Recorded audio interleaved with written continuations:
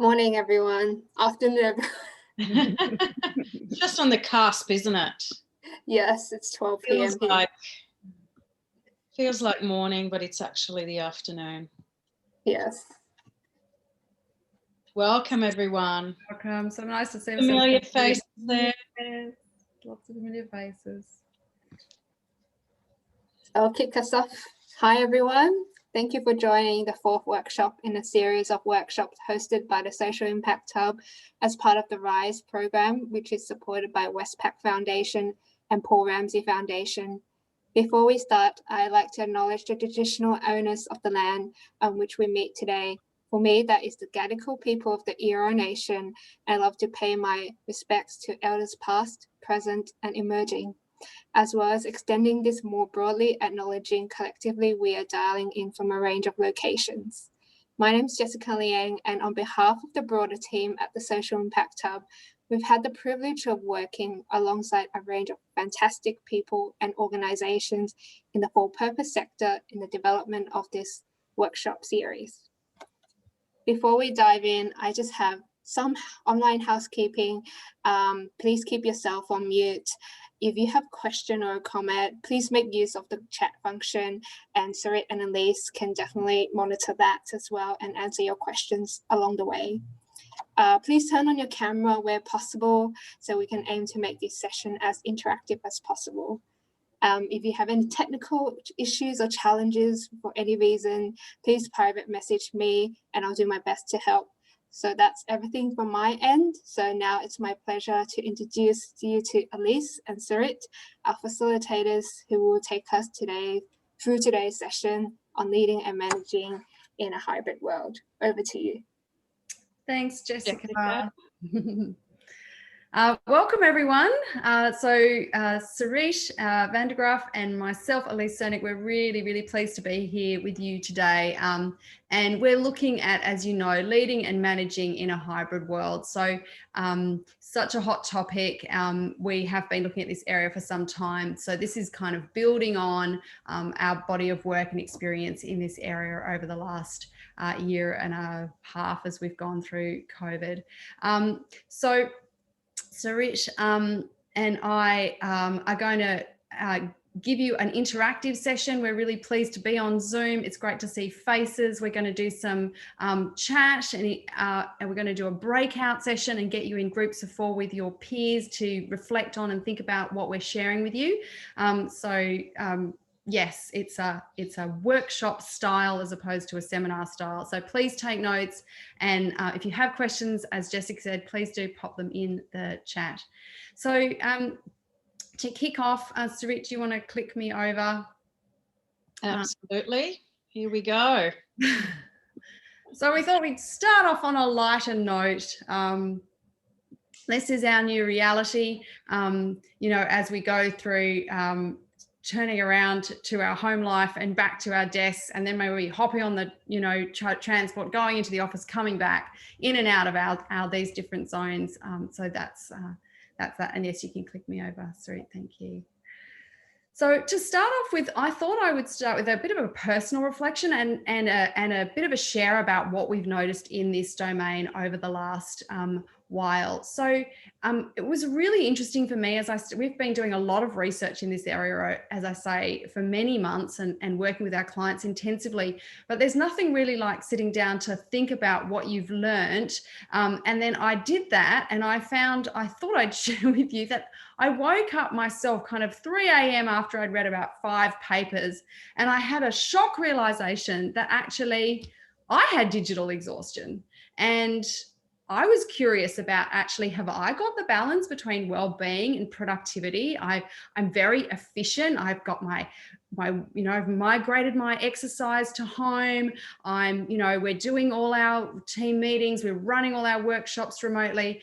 But actually, there's a trade-off that I suddenly realized I was curious about, with the degree to which I personally have become very efficient and productive, but not spending as much time face-to-face. The travel time and all the decisions we make. So I thought, for all of us, I guess I encourage you to think about, what does this mean for me personally? Because I think there's kind of layers of realization we have as we think about this, about what what actually is the balance between productivity potentially and well-being and innovation and creativity that comes in as we are juggling the decisions we make about where we work and how we work with each other.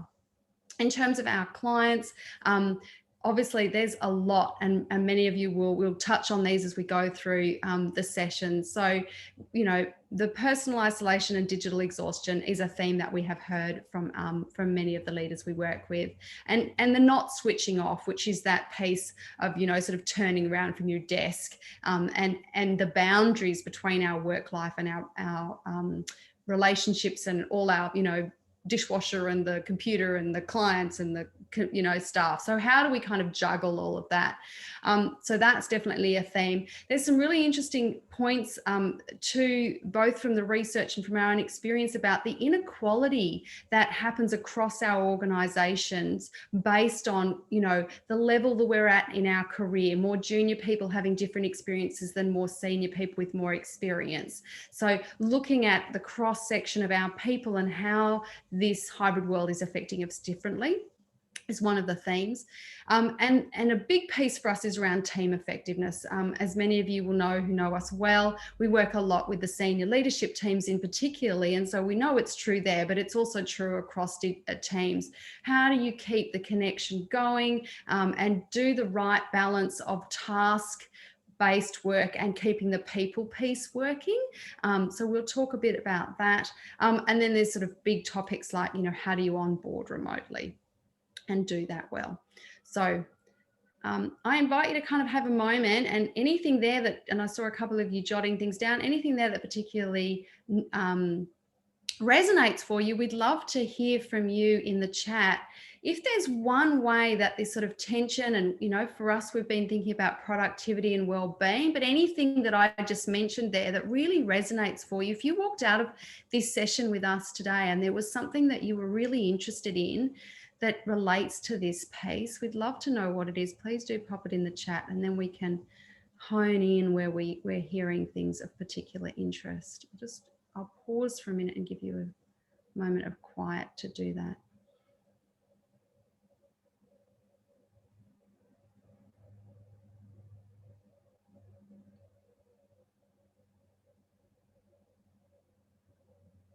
All right, while people are formulating their thoughts and popping them in, we'll move on. So Sarit, handing over to you. Thank you. Hello, everyone. Cheery welcome from me as well. I also work at the leadership space with Elise. And as you're thinking about, you know, I guess the tension between, you know, the world that we're in today, how that productivity and well-being interplays. I think we've got actually a couple of comments coming through. So we've got a comment here from Karen saying, so much more productive at home, but need to be with my team. This is felt throughout the organisation. So there's definitely a tension there, or a paradox there between, you know, being at home, I can focus a little bit more. There's potentially less interruption in some ways, but that human connection isn't there with the team, and those organic conversations that usually happen. And as Karen mentions, it is felt out throughout the organisation. Zalman, we've got appreciating the time and stress saving from not having to commute, especially if we live fairly a fair distance away from the office. That saves time, of course, so there's a benefit there, but then concern about the loss of incidental communication with members of the team that come from working with proximity. So already we're hearing, and that's exactly what we're hearing as coaches and facilitators out there in the big wide world, is that there's these tensions and paradoxes that are coming through. At least if you want to stop me at any time, if there's any more comments coming through the chat, let me know. I'll do that. Perfect. Thank you. So let's get into, you know, some of the areas that we're observing, and, you know, maybe where we've come from and where we're going to. So let's sort of reflect a little bit of what was version 1.0. So this is pre-COVID. We, of course, still had, the notions of productivity and well-being. They were very much part of a everyday working life, but not necessarily integrated as such. So they were probably more binary in that traditional sense of the word. We were aware of both. Productivity, of course, is really about the ratio of my input versus my output. And so how much effort it takes me to do a task on a role versus the output that happens through that. And so we're talking about efficiency and, meeting deadlines, quality of work, pace of working, not to be confused with work ethic, which is working long hours, but not necessarily producing the same results, or perhaps producing the same results. So really, really important to define what productivity looks like. Well-being, if we look at the definition of that, is really about having a sense of comfort, happiness, joy, health, and both in mind and body. And, in version 1.0, these were easier to detect, really, with presenteeism. We're all in the office, we can check in with each other, there's incidental conversations. We're seeing a lot more, and it's much more visible. And so whilst they were linked, they weren't necessarily integrated or interrelated. We then had a very big disruption, probably one of the biggest, if not the only big disruption we've had in our working lives, where COVID happened and our reality all of a sudden changed. And there was definitely a rush to, how do we work now? What do we do now when we are in lockdown? It was very much around people. So well-being played a very big role at that point. Our lens really was about the individual. How are we doing? Who is struggling? How are we setting people up at home? Do you even have the right space at home? How are you dealing with the social isolation? How are we checking in with each other? So it was very, very much around that empathy. And probably at that point, productivity played a lesser role as we were reacting to this disruption. And all of a sudden that lens changed, and we, things don't stop. We're still running an organization. And now we need to move from people to productivity again. And we're clamoring to try to get that back up. And those conversations, we had a webinar last year, which was also part of the program. And at that point, we were talking about how do we keep engaging a workforce during this time with JobKeeper and everything else that was going on. So everyone is reacting and trying to do the best for their organization. So version 2.0 was somewhat based on tensions and possibilities. Already we heard in the chat about some of these tensions. Hey, I'm being more productive because I don't have to commute. But I'm not seeing my team, and so that productivity and well-being might be impacted.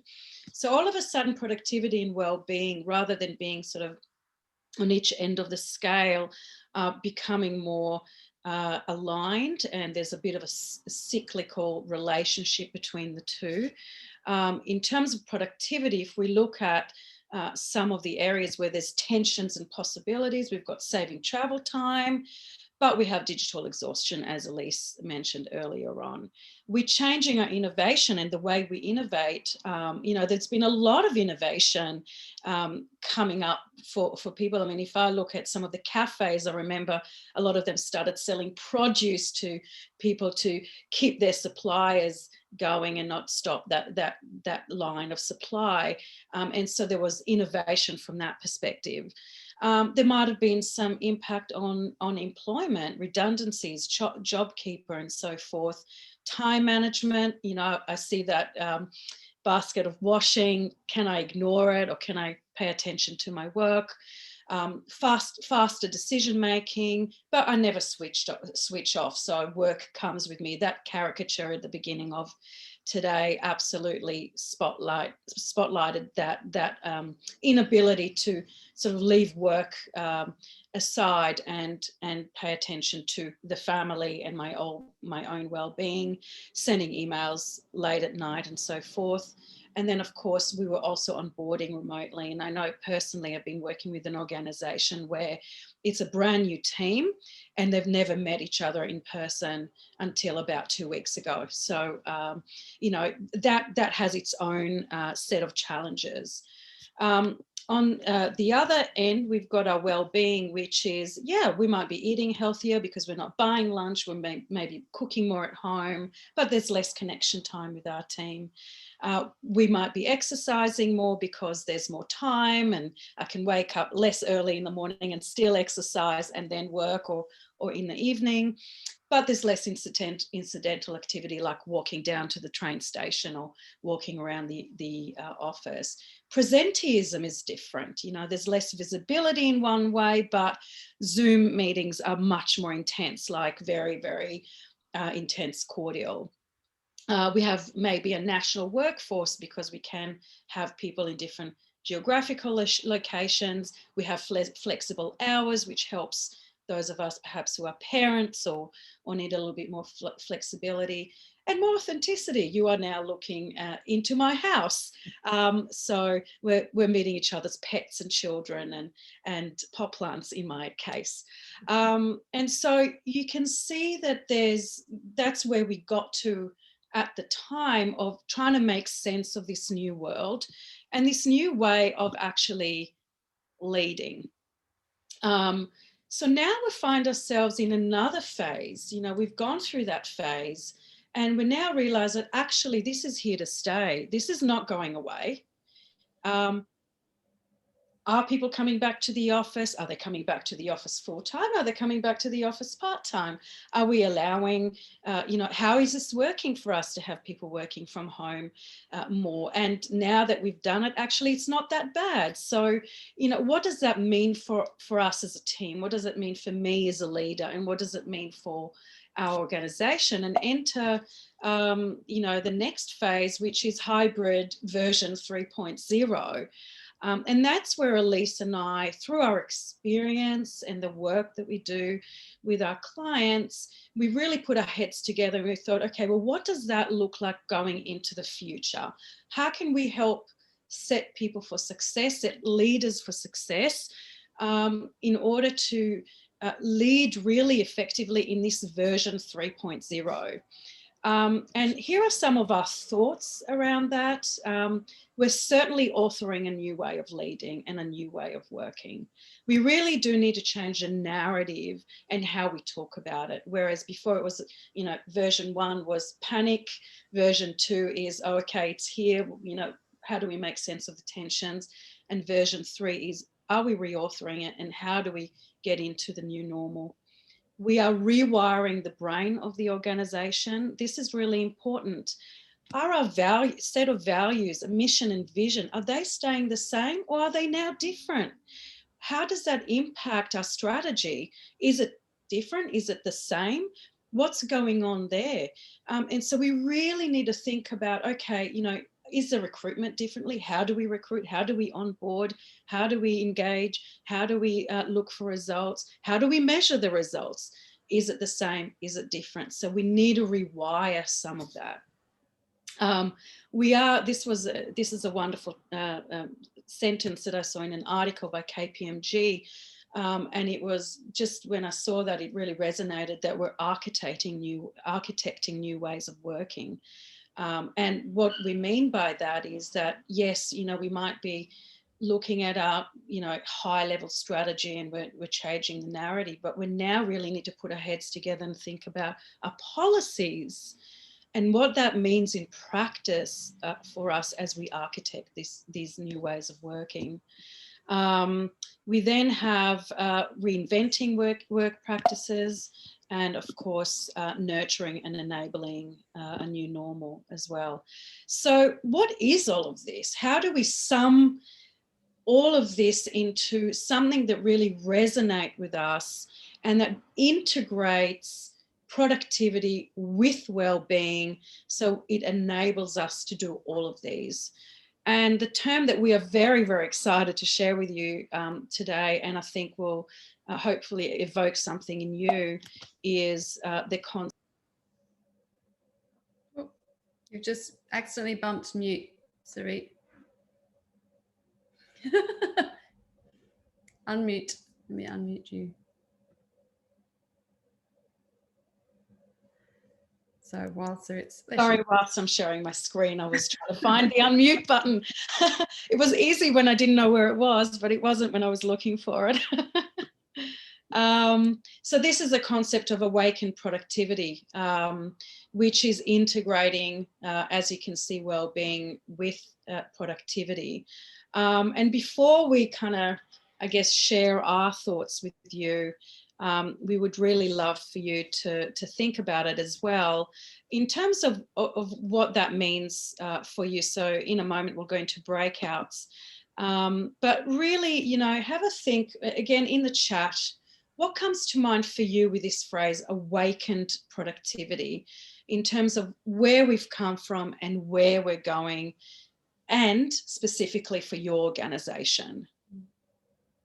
Love to read your thoughts on that. It's an interesting thing, I think, for me, as Sarit and I went through the process of thinking about all the paradoxes we've heard that have really been sort of thought game changers. Language is really powerful, and not having a phrase to describe where you're going can actually be quite a powerful limiting factor. So if I think of some of the other and some of the ones Sarit and I talked about when we were thinking about this, you know, the notion of radical candor has been a really powerful one when we're thinking about helping leaders and managers to be honest in a way that's really powerful and helpful.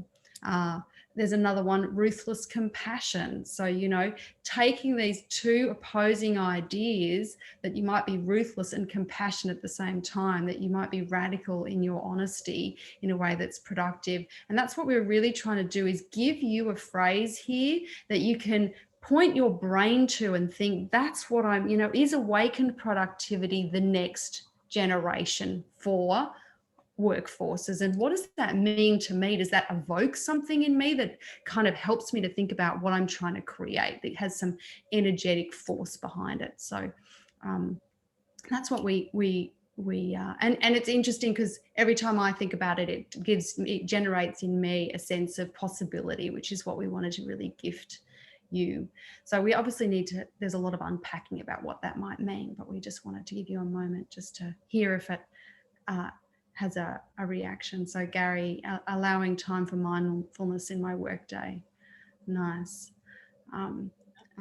For me, one of the first thoughts when I think about what awakened productivity means is really thinking about what we can generate in our organizations, but with a newer sense of freedom and possibility and choice. About back to that point that Sarit shared of, we have an opportunity now to architect our world in a new way. What might that look like if we grant ourselves the possibility of doing so? And I think, you know, what's interesting is none of us chose this. This landed in our laps from forces beyond our control. And what's interesting psychologically about that is we can feel like we're in reactive mode. We get reactive when things happen to us. We feel defensive. We want to push it away. That's our natural reaction, is I didn't choose it, it's come my way. As we've started to integrate it, we start adapting to it. And now what's possible, I guess what we're kind of inviting is, if we draw a line in the sand and say, from this point forward, I'm not reacting to the past, but I'm choosing for the future. And I want to bring that history with me. I want to integrate what I have learned from the past and create a new future. Then I have a sense of choice and possibility, which we know from a neuroscience perspective frees up our creativity. So it's a really important, you know, so lovely. Elise, we've got some chat thoughts here. So apart from the mindfulness that Gary mentioned, we've got Karen mentioning that allowing for individuality and flexibility within the organisation, absolutely, based on who people are, and actually getting to really know our people in our team and how they work best, and how we can support them in doing so is really important. And that actually attends to both well-being and productivity, which becomes that awakened productivity. Making purposeful, conscious choices in how. Yeah, I love that, Rachel. That really resonates for me personally too. You know, how do we balance work and non-work activity and not feel like we need to make a choice between productivity and well-being, but think creatively about how do I get well-being and productivity in the same moment, you know? And we've got here another term, mindful productivity, from Jay, which I really love, and it really resonates with awakened productivity. It's you know, awakened for me means engaged and energetic and motivated in that productivity. So we are healthy and engaged and socially connected in order to create the output that we are creating, and not just sort of being drowning in the task or kind of going with emotions. So this is intention and awareness of your current mental state, energy capacity, and external demands that help you better manage how you take action in the present moment. I love that, to get things done sustainably. Hugely important. We all know I might jump on, darling, and keep moving with No, that. you go. Do you want to, while you monitor the chat, if I keep going, does that work? Perfect. Yeah, please do. Yeah, so we've got grown mindfulness over the last year, and excited by the opportunities of the new normal, normal offers for enabling VIP. So we'll just move forward and keep entering the chat. And Elise, if you can take us through Thanks. how that looks in practice, actually. Give you some how. So one of the key concepts about if we're trying to deliver this to ourselves, now that we know sort of where we're going and why we're going there and where we've come from, what we're really thinking about is there's some really beautiful work, and I'm sure I can see from, you know, the comments in the chat that this is, you know, these are areas that people are familiar with. You probably, many of you will have heard of Dan Siegel. So Dan Siegel came up with this idea that we kind of have two banks, if you like, to choose from as we move throughout the most extreme when we're making decisions. We tend to move towards kind of, at one end, the extreme is the bank of chaos, if you're thinking of a river bank. And on the other river bank is being overly rigid. And as we're moving through and making choices in our lives, we tend to kind of we're looking for the river of integration, this idea that we take paradoxes and we try and integrate them in new ways, and that's where innovation and choice and new possibilities emerge. And so as we move then between chaos and rigidity, Sarit, can you flick me over? Then we can see that this awakened productivity, if you like, or mindful productivity, if that's a phrase that you've come across and you really like, this idea that we're moving between those two banks. So what does that look like in practice? Sarit, can you keep me? Thanks, Dom. So we've got two ideas that we wanted to kind of anchor this in. One of them is how we work, which is a lot of what we can hear ourselves talking about, and it's in the chat, you know, the choices I make about you know, where I work from, how I structure my day, how my team structures my day, how I structure the organization.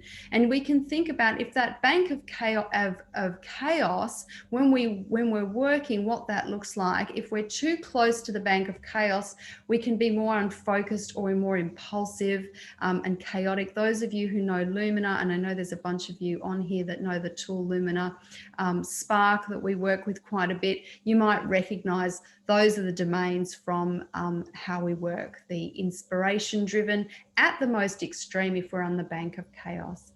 And in the how we work, if we get too rigid in the way that we work, we tend to get goal fixated or hesitant.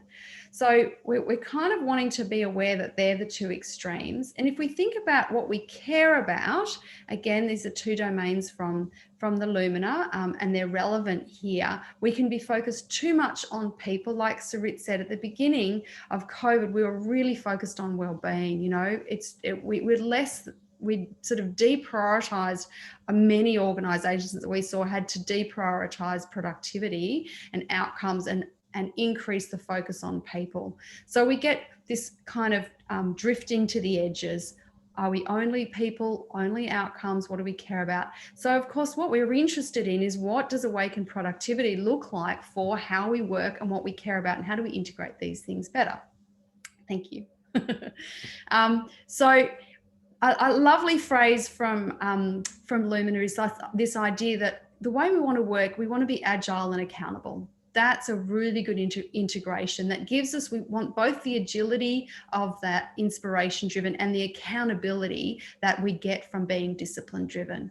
So some of the qualities that go with that agility, that ability to be flexible, adaptable and spontaneous. So good, healthy qualities of the inspiration driven way of working. And then if we want to be more accountable, we need to have that sufficient reliability, structure and purpose. So if you think about and we'll come and we'll do some exercise in a minute, thinking about what does this look like? How does that look for me as an individual? How does that look for my team and my organization?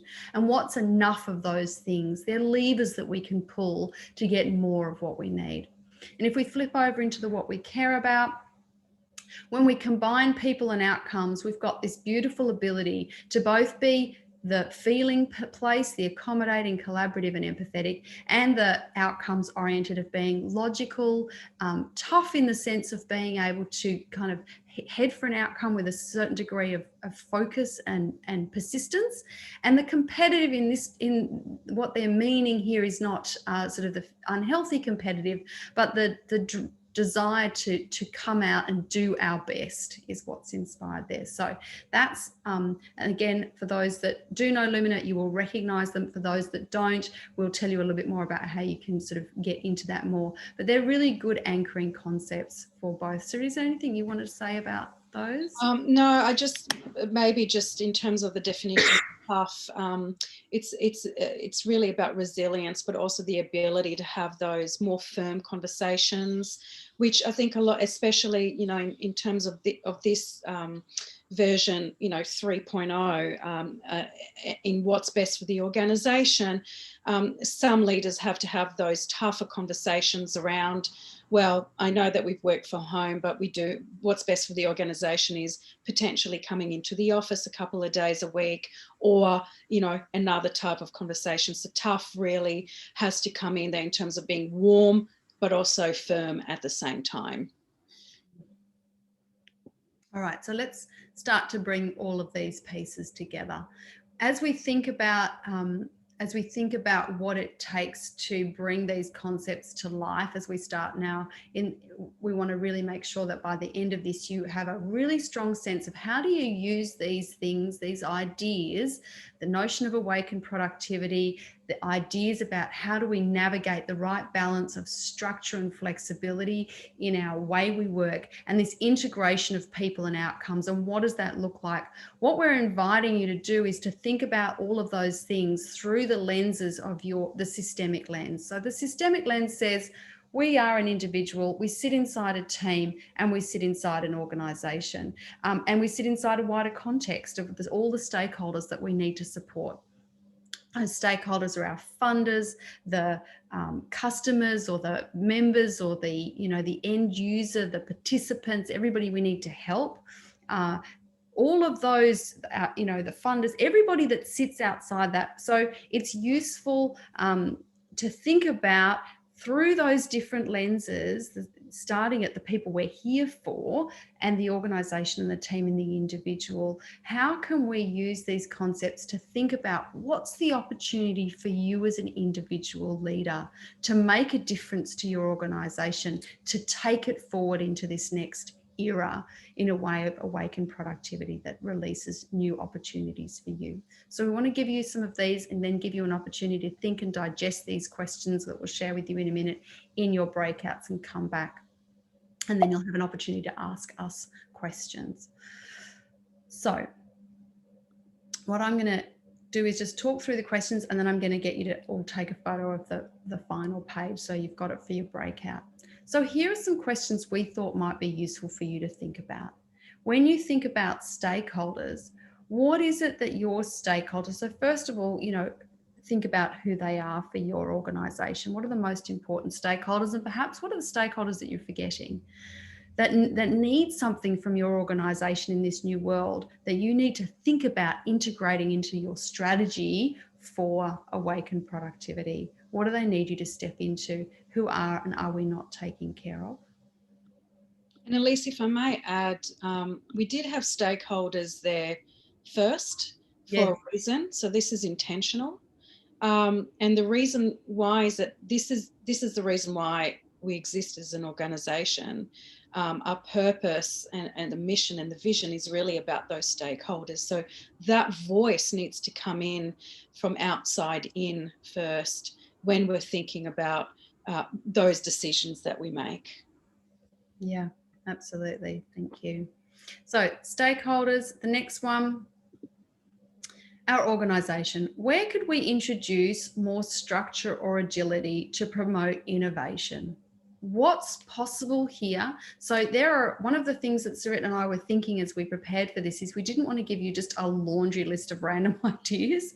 There are a lot of really good ideas out there, and we can share some of them, and I'm sure a lot of you have heard of them, whether it's walk and talk meetings or, any number of things. So there's a lot out there as people are sharing. So if you want more of those kind of very specific things, we really invite you to share them with each other, either in the chat or in the breakouts, and we can talk to them too. But really for you, what is it that you need to achieve as a leader for your organization? Where's the agility and structure tension playing out to generate the innovation, whether that's you getting thought partnering yourself with a variety of people because you're not connecting as much, whether it's different people within your organization not getting exposure, particularly we know more junior people are not getting that time and the incidental connection that generates ideas, particularly if you've got a sort of big picture thinking style person, somebody who's more extroverted in their style, then they're going to need those random bits of information coming to them to generate ideas. So that's one of the big areas where we run a risk with our current working style of not getting enough input in to stimulate the systems that generate innovation. And how are we catering to those diverse needs of our people? For our teams, we're really saying, how do we create enough of those rituals that support connection and quality connection? So it's not just enough to come in and see one another. What kind of check-in are we doing when we have our team meetings?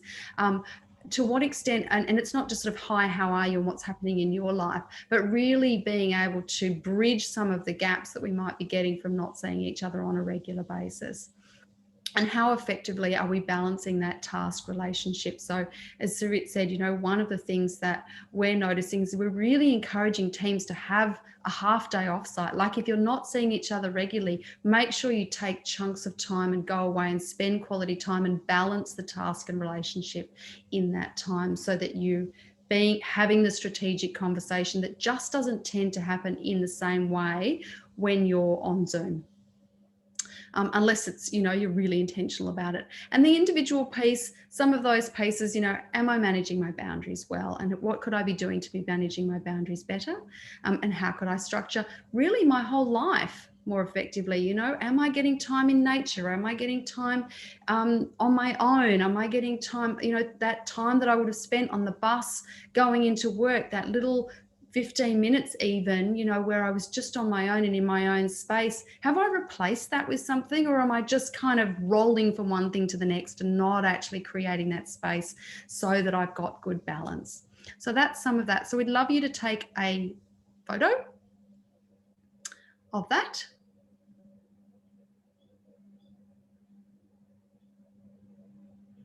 A screenshot, whatever works for you. Screenshot, yes, thank you.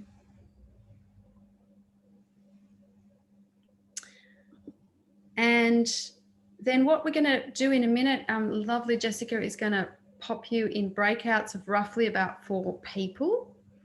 Sarit, do you want to click over to the next one? And what we're going to ask you to do is, from that list of questions, and we can go back to it again in a minute, but choose one that resonates for you, or one lens that resonates for you. And we'll give you a minute or so, we'll put you in the breakouts, invite you just to take a minute to think about what it is that you think is an opportunity or area of tension. If you would like, we can also go back. Sarit, it might be helpful for people to go back in a minute to that slide that with the, people and outcomes and the, and if that's a helpful lens for people to think about this through. And we'd love you to just talk about what's possible, what you're interested in, what you think the opportunities are, if there's areas that you are curious about. So that's that one there, if that's a helpful one to also screenshot or take a picky of, if that's as a reference point. And share in your group ideas. Really invite you, if there's something that you came into this session with that you're really keen to get information and ideas and answers on, use this group as a brainstorming group to share ideas about things you've read or seen, and we will come back and share some of that in the group. And we'd love you to just appoint a timekeeper. We're going to give you, we've got time, which is great. We're going to give you 15 minutes together as a group of 4 to do that. And we'd love you to, if you could give yourselves, say, 2 minutes at the end of if someone can be timekeeper, and give yourselves 2 minutes at the end to think about what's one thing you could share in the chat, or if we've got a time, we will invite a couple of you to share verbally that came out of that conversation that would be lovely to share with the wider group. So I think that's it from me. Any questions about the exercise? Any information people would like more of before you head off? Are we going into breakout rooms based on which of those lenses we're going at, or are we all? No, we're gonna randomly assign you and trust the wisdom of Zoom. So you might end up with a couple of you that are all in one lens, and that's fine, or you might end up with some diversity.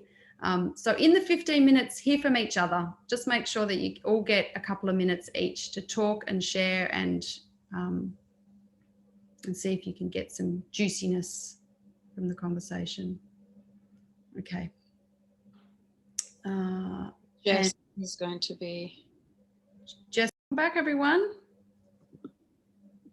So do you want to debrief everyone?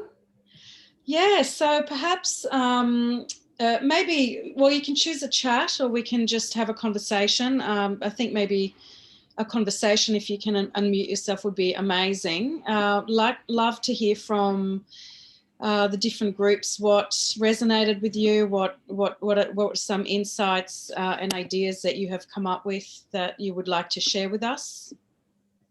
Who would like to start us off? Someone from one of the groups bravely step forward. Karen. I'm happy to be brave. Go, thank you. I'm actually going to quote one of our other group members. So it's not even mine. I think, we focus very much on the organisation.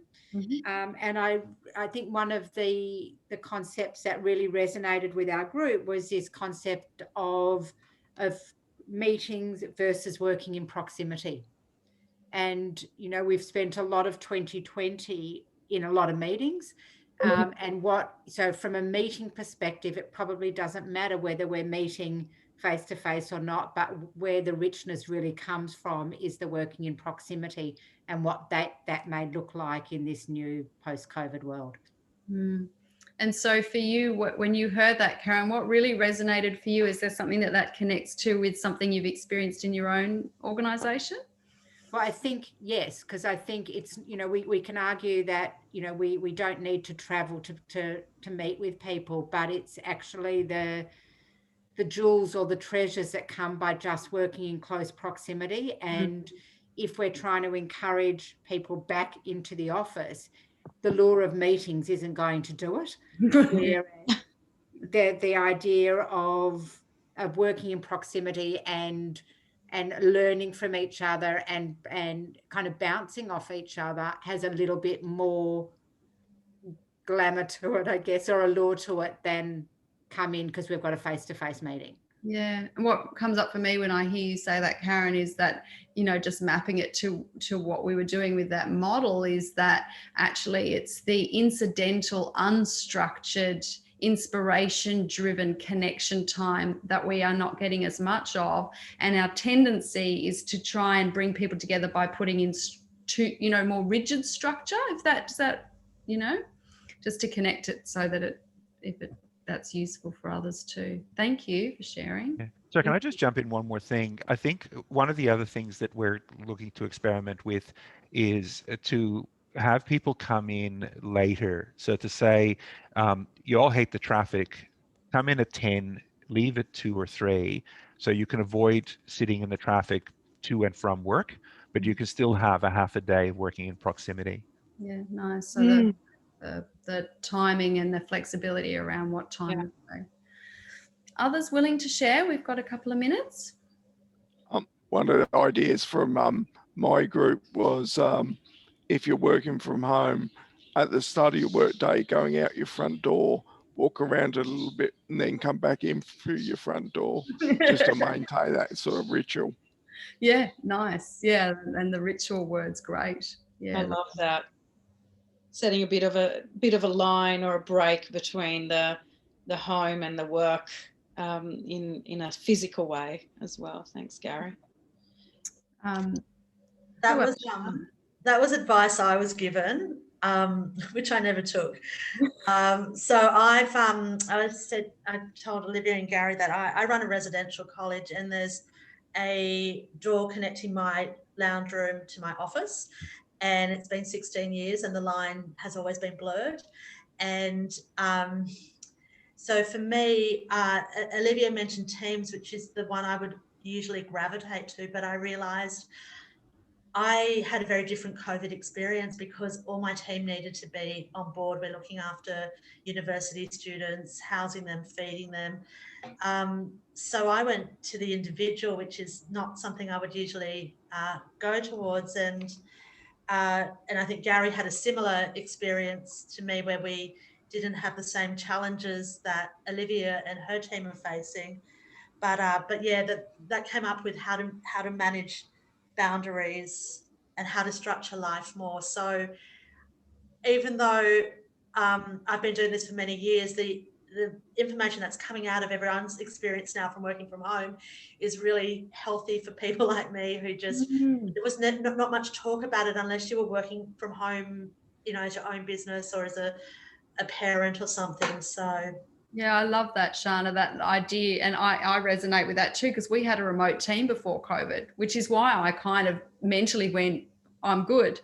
And then, as you say, all this data and all this thinking, there's this mountain and wealth of thoughtfulness and reflection happening that actually all of us can benefit from. Those that were not affected by COVID in the same way because we were there already, plus those that, are coming into it. So that's great.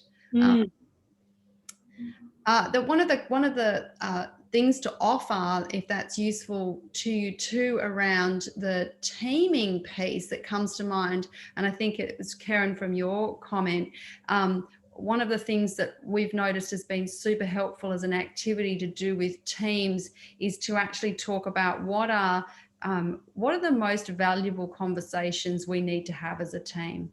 And even though that seems so obvious, actually what you find is if you plot that for people and think about what makes a conversation really valuable to have in person or together, and when do we need to have it and actually have that conversation, what you find is that it's more useful then to think about which of the conversations we need to have in person, which are the ones that we can have remotely, how, which ones are more creative, and how do we set that up so that we're in that space, can really, we've seen huge shifts in how effective teams are from just pausing and thinking about it from that perspective. Anything else anyone wants to ask or lob in? Yeah, I've one of the things that we offer is that we hold space for people to come together, which has obviously was challenging during COVID. But with the organisations that have been coming together in our space, it's been really the first time their team has come together in like a year and a half. And in many instances, that's the first time they're meeting their teams ever, because there was a lot of recruitment during that time. So where people are meeting their boss for the first time, their colleagues for the first time, or their employees for the first time. So it's been quite an exciting process, holding the space for that, and how, you know, you need to really build in like half a day of that time for people to warm back up. Yeah. Because, you know, rather than going straight into, you know, like, okay, our shared vision, there's got to be that group form, that team formation aspect to the day. And some organizations are totally rebelling against the technology, like no screens, no slides, we're going to be going totally tactile, butcher paper, post-it notes, sticky dots. We're like, so it's interesting that while you know, I'm absolutely, you know, for hybrid and building that hybrid capacity into our space, I am observing that there is a rebelling against technology in the first instance, first coming together. Or, you know, a pull for the energetics that can only come from in-person conversations and meetings. Absolutely. Yeah. One of the things my team's trying, there's a few of us that are TED Talk junkies, so we try and make a time every week for us to bring an idea that we've found on TED and try and apply it to our own work, just as a way to do energize. It's not a meeting constrained by an agenda or a, you know, set time to do a job. It's just, you know, what are you seeing? Share your thoughts and ideas.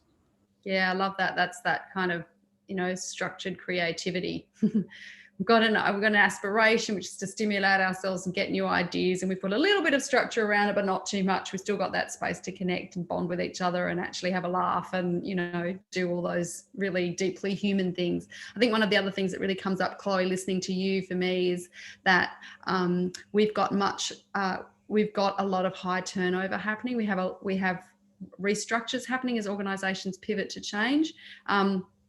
And we've also got, you know, onboarding happening remotely, as you say, so lots of change. So teams having to form quickly and, you know, and doing it repeatedly. So how do we do that remotely?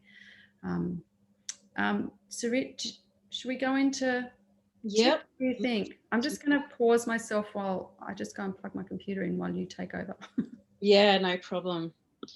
All right, so let's just take a moment to think about, you know, now that you've had an opportunity to discuss it, what are some, I guess, ideas that we have towards awakened productivity, and we thought we would put it into our systemic lens as such.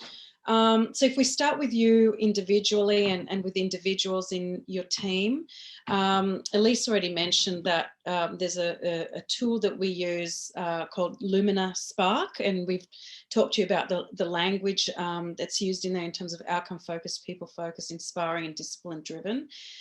There is a free Lumina Splash app that you can download from the App Store, whether it's iPhone or Android. And you can do a little sort of mini splash sort of activity, which will give you a little bit of a teaser around where you fall in terms of inspiring and discipline-driven people and outcomes. Of course, if you want to do the fuller version, you can get in touch with us, but this is a really good way of just exploring that for yourselves, exploring that with your team and with individuals. And just get a little bit more of that self-awareness there and where you need to focus from there in terms of your leadership in this world.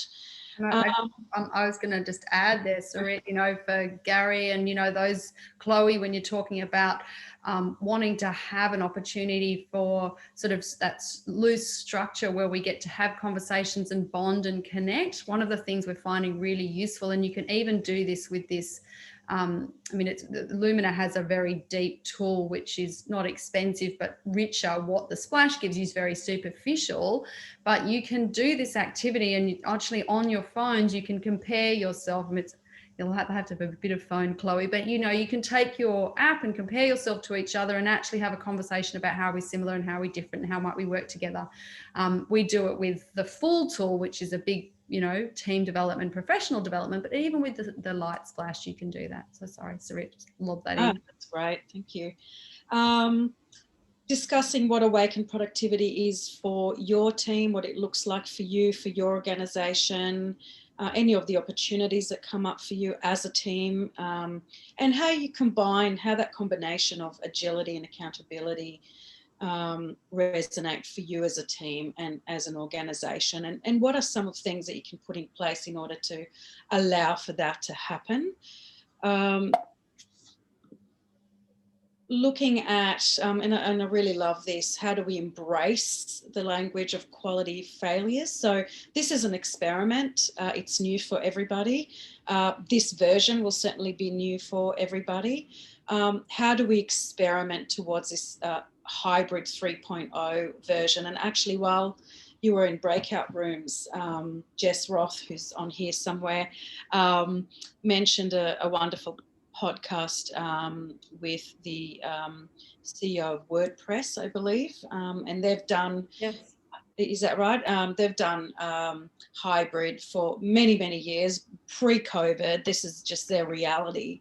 And they talk about different levels of productivity. So, you know, going and finding podcasts and, you know, TED Talks, as Gary mentioned, anything that will allow you to learn about it, but also experimenting in your own world and seeing those, you know, learning moments as an opportunity to move forward, and experimenting with the team and being vulnerable around that, allowing your team and your organisation to understand that this is new for everybody, and we're trying this out, and let's see where this takes us. Assessing, so this is about architecting the new reality and reauthoring it, looking at the values, how do they align to the future that you want to bring to life, where the processes and systems are at in terms of enabling this. Do we need to change anything? Do they fit in and are they fit for purpose? And number 5, choosing one experiment to support cross-organisational connection.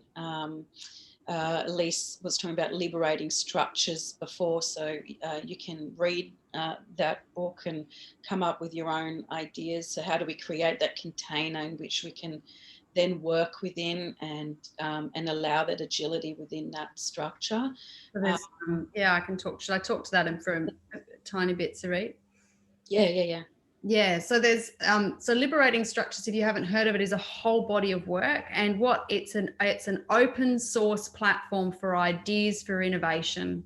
So there's tons of really funky things that you can do. So, you know, when you're bringing groups together, we've done it with on big sort of 2-day strategy conferences, or on team development, particularly where we've got whole organizations, but also cross team.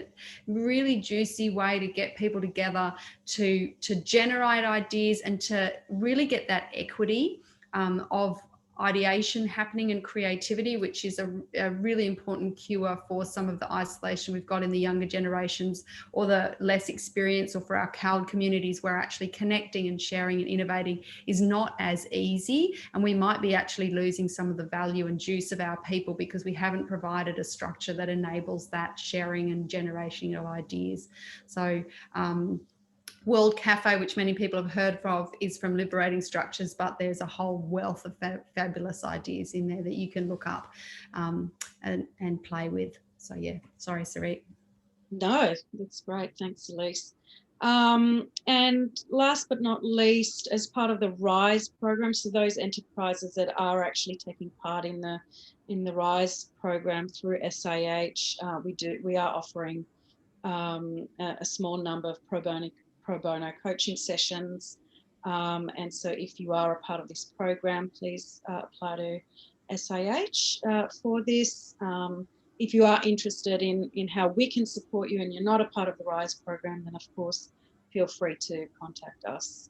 We definitely offer, we're very happy to have a complimentary half hour with anyone who just wants to chew the fat, share what you experience, ask questions, you know, talk about what you're, we've had a whole bunch of people approach us in the last couple of weeks too, as we come up to next financial year, thinking about, well, what could I do? I've only got this amount of money. I want to be able to develop my people, have some team development time, wrangle with questions about whether it's onboarding remotely. So, you know, you can come to us and we can talk about how could we partner with you to support the development of that. So anything in sort of leadership, people, culture, strategy space, we're really happy to have a chat. And I think, you know, to your point, Sarit, on that, you know, as we talked about when we were preparing this too, you know, that point 4, that lovely one about values, there's a really important idea for us around getting that alignment. So thinking about, you know, strategically, where am I trying to get through, and the hierarchy as I take my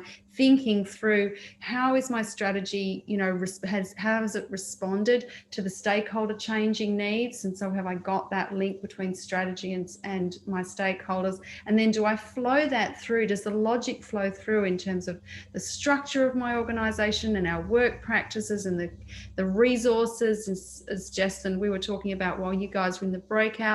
There's national boundaries. There's also international access to resources. How are we thinking about how we show up in the world in this new way if we've got this kind of new opportunity before us, you know, and how we've got that values alignment playing out all the way through. So we're coming to the end of our workshop, and we would love to hear from you if you have any questions or any other insights or anything at all on your mind that you would like to share with us, just to give you a little bit of time to share your voice, and maybe thinking about what is one thing that you will do as a result from the conversation that we had today. Love to hear from you. And while you're thinking about that, we are posting, if you are interested and you're on LinkedIn, we have a link, Leadership Spaces on LinkedIn. We've been sharing articles regularly around this kind of work, and we'll continue to do so. If you have ideas, podcasts, you know, things that you're hearing and learning, do jump on and share them with us too. I think it's really important that we all collectively continually to build the knowledge base we have. So yeah, lots of interesting stuff happening. Yeah, I'm happy to jump in. I really resonated with that image with the river and the need to combine structure and focus with flexibility and, you know, assertiveness with compassion and empathy. But in terms of what I take away, I think it's just a renewed determination to increase working in proximity within the organization. I think that is something that is necessary, and it can be done flexibly and in a way that doesn't put too much of a burden on our people. Lovely, Zalman. Very nice. Yeah, I certainly know for myself, thinking about it, I went and did a whole bunch of things as a result of thinking about this. I was like, right, I want one of those and one of those and one of those. I'm gonna pick them all out of the basket, put them together. I want, you know, I'm going to bake a cake in a slightly different way. It's nice. It's empowering. Anyone else want to share something? Olivia? I'll share. Firstly, thanks, Elise and Sarit. It was a great session. It really helped me to kind of refine what the problem is. I know, you know, at our organisation, we've transitioned to hybrid working over the past sort of 1 to 2 months, and I know we're not doing it well, but this forced me to really think about what's not working and what needs to change. And I think I feel like we actually worked really well last year, and we put a whole lot of remote working practices in place that enabled connection. And I feel like we've lost all of that because we've gone to this model of now people are coming back into the office sort of 2 to 3 times a week. In my case, sort of only once a week. But those office days are just sort of like what they were pre-COVID. And it's, you know, what I've realised is, well, they can't be like that anymore because we're trying to condense what was 5 days of human connection into maybe 1 or 2 days of human connection. So those days do need to be structured a little bit differently. And because everyone's so busy and you're in the office and you're in all these meetings, and there just isn't as much of that incidental human connection that there was when people were in 5 days a week.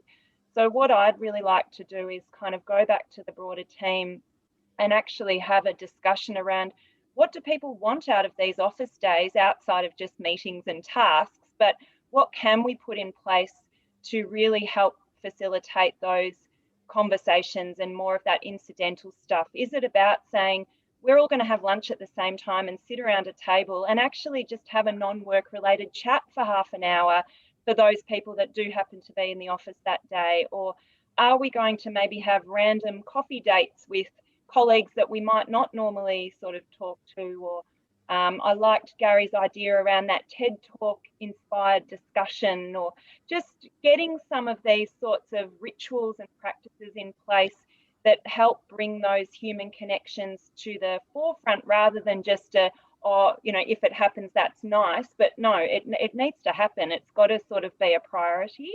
So I've sort of got quite a few ideas to go back to the broader team with today. It's all so lovely to listen to you talk, Olivia. I think that, it's, as I'm sure you know from being on the side where we are, to hear that it's lit the fire around this and really clarified, what's the problem, and that actually there's this wonderful opportunity when we're together. But how, and one of the questions I thought, if you started that discussion with your team to say, how do we want to feel when we walk out of those days? Yes. Yeah. So we want to feel connected. Like, so how do we want to feel, not just what task do we want to have gotten done, and was I as productive in the office as I was at home, and I'm measuring it against that? Because now I'm measuring tasks when actually I've lost the people value, and so, then people can work back from that, what's going to make me feel like that at the end of the day, that I'm really topped up, energetically topped up, connected, I've had new ideas, my innovation's been, and then you can create, it's much easier to create the structure around how people are really bought in. And I'm really hearing, again, if we go back to the rivers, the structure and the agility or flexibility and inspiring versus a disciplined, even in well-being, as we're talking about, there's a purposefulness in it, that it can't be only organic, because if it's only organic, we're not going to get there. So there needs to be a structure around that connection, and there's a purposefulness in it. Which before didn't need to be there, but now it does. So how do we make that happen? I love that way of thinking. That's great. Putting as much thoughtfulness into it, as we do into other things, rather than just, as you said, Olivia, so beautifully, just leaving it to chance. One of the other conversations we had in the break, while you guys were in the breakout, which I think, relates to that too, is, and Jay, you made the comment, and Dalman too, that the relentlessness of our time, how do we give ourselves permission to structure? And I was sharing that, for me, I often check emails and stuff at 3 a.m, which is, clearly one would say is terrible for my well-being, but actually 9 o'clock and 10 o'clock at night doesn't work great for me. I'm with the kids, I'm with my partner, I might exercise at that point, but actually I often wake up at 3 a.m, and I will spend an hour clearing my emails and having thoughts and being quite creative, and then go back to sleep. So, how do we do this in a way that I go, well, is that okay? And it's definitely not okay every night, but how are we, each of us, shaping our lives to our own rhythms, and being open to it working sometimes and not working other times. Elise, I have a similar habit to you, and I mentioned to Gary and Olivia, I've turned off notifications so I don't get any LinkedIn or email or any notifications, but I think that's making me check even more. So I don't have a solution, but I think it's like, I wonder if they emailed back, or any advice if anyone's got, because I mentioned before having a physical office next to me, but this is more of a culprit than that, because I mentioned to my group as well, I'm on call 24/7, so my phone is literally next to my bed.